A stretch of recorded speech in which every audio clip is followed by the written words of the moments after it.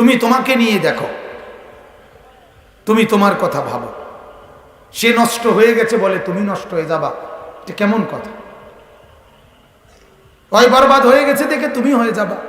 তোমার সামনে আরেকজন আগুনে পুড়ে গেলে তাই বলে কি তুমিও আগুনে ঝাঁপ দিবা নাকি? তোমার সামনে আরেকজন আগুনে পড়ে গেলে, পানিতে পড়ে গেলে তুমিও কি ঝাঁপ দিবা নাকি?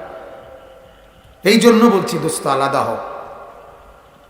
আজ তোমাদের জন্য কেউ নাই, কেউ নাই, ছেলেদের জন্য কেউ নাই,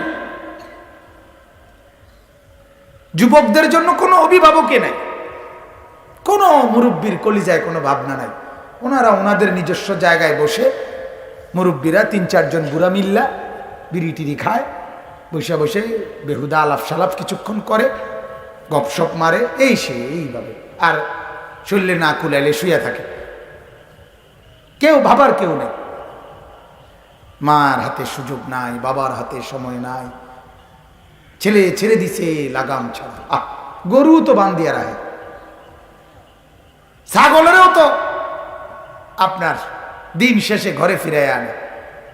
ছাগল কি ভাই, গরুরও তো মানুষে ঘাস খাইতে বান্ধিয়া তো।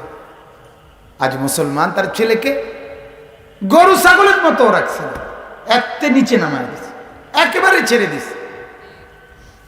কোথায় যায়, কোথায় খায়, কোথায় ঘুমায়, কি করে না করে, কিচ্ছুর কোনো খবর, কিচ্ছুর কোনো খবর। নিজের মতো করে ছেলেটা খায়, নিজের মতো করে ঘুমায়, নিজের মতো করে হাঁটে, নিজের মতো করে সাজে, নিজের মতো করে ড্রেস আপ করে, মানে চলে ফিরে যেভাবে যার মন চায়, যেভাবে যার মন চায়। আল্লাহ তাআলা আমাদেরকে বুঝার তৌফিক দান করুন।